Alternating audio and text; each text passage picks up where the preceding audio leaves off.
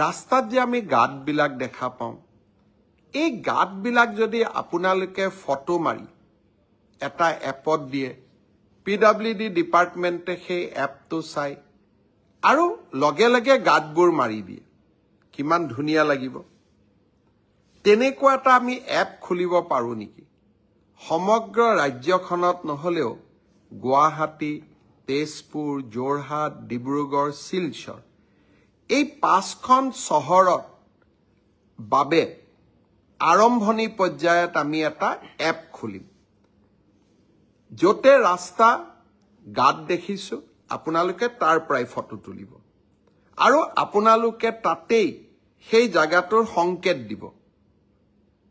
যাক আমি লেটিটিউড বুলি কওঁ বা আমি তাৰ জিঅ' ফেন্সিং বুলি কওঁ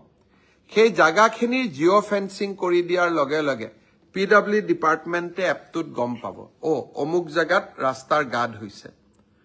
আৰু দুদিনৰ ভিতৰতে গৈ গাঁতটো মাৰি দিব ভাল নালাগিব জানো নতুন অসম মই আজি ৰাতিপুৱা আমাৰ বিষয়াসকলক কৈছো লাহে লাহে গোটেই অসমত কৰি কিন্তু 5খন চহৰৰ বাবে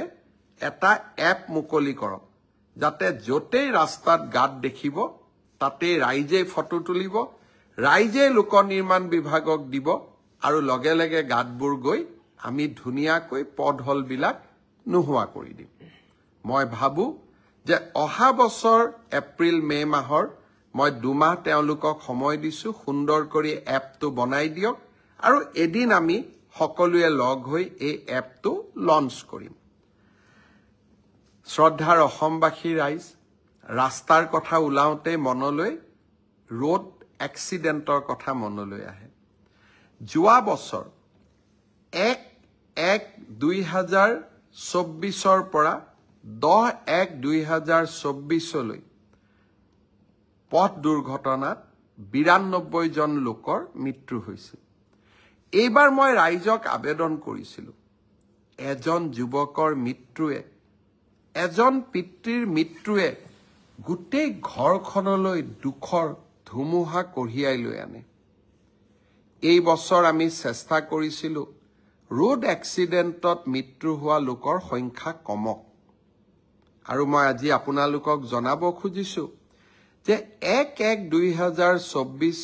পৰা 10 তাৰিখলৈকে অৰ্থাৎ 1 জানুৱাৰীৰ পৰা 10 তাৰিখলৈকে 24 চনত যোৱা বছৰ 92 জন লোকৰ মৃত্যু হৈছিল